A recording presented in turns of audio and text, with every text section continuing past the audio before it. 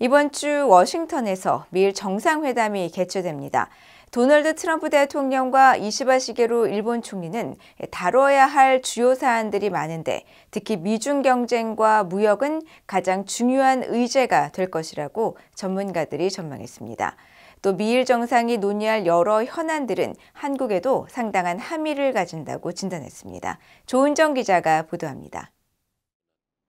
미국 시간으로 6일 일본의 이시바 시게루 총리가 워싱턴에 도착합니다. 2기 정부 출범 후 베냐민 네타냐후 이스라엘 총리와의 첫 정상회담을 가진 트럼프 대통령은 두 번째로 이시바 일본 총리를 만납니다. 스콧 스나이더 한미경제연구소 소장은 미중 경쟁 문제는 분명히 두 정상이 논의할 주요 현안 중 하나라고 진단했습니다. 그러면서 트럼프 대통령의 중국 정책 방향이 아직 다소 불투명하기 때문에 이번 논의가 매우 흥미로울 것이라고 전망했습니다. Because the direction of President Trump's China policy remains a little bit uncertain. On the one hand, he has filled his administration with China hawks, but at the same time, he seems eager to engage with Xi Jinping directly early.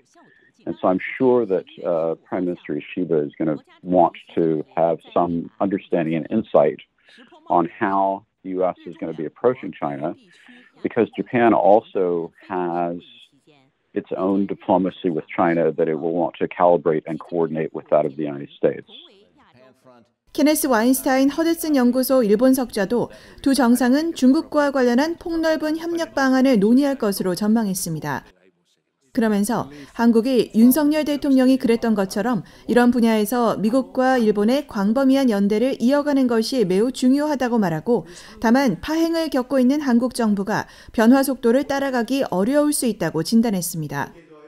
에반스 리비어 전 국무부 동아태 담당 수석 부차관보는 트럼프 행정부의 동맹 방위비 분담금 인상 가능성과 관련한 논의 가능성을 지적했습니다. 그러면서 한국과 일본 모두 방위비 분담금에 관대하게 기여하고 있기 때문에 이시바 총리는 일본 자체 방위와 동맹을 위해 무엇을 하고 있는지 분명히 언급해야 한다고 말했습니다. 이시바 총리는 동맹이 미국의 이익에 절대적으로 부합하는 이유도 강조할 것이라며 동맹의 회의적인 트럼프 대통령이 들어야 할 주장이라고 강조했습니다. 또 한국만이 아니라 일본도 북한의 중장거리 미사일과 핵무기의 직접적인 표적이라면서 이시바 총리 역시 강력한 미국의 억제력 제공과 북한의 비핵화, 또 북한을 사실상 영구적인 핵 보유국으로 인정하는 함정에 빠지지 않을 필요성에 대한 가장 명확하고 강력한 약속을 받으려 할 것이라고 진단했습니다. 경제 문제와 관련해서는 이시바 총리가 일본이 관세 부과의 대상이 되지 않길 원할 것이고 따라서 트럼프 대통령에게 인공지능 AI 투자 등 일본의 기여를 강조할 것이라는 전망이 나왔습니다. We've also seen under this new second Trump administration, he lauding the fact that the CEO of SoftBank, Masayoshi Son, is committed to investing more in the United States in a critical AI infrastructure. So these are the areas that Ishiba will push for and really want to hammer in.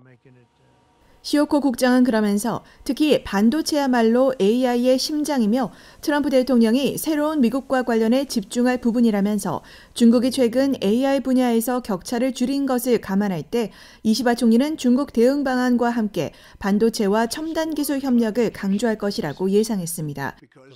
VOA 뉴스 조은정입니다.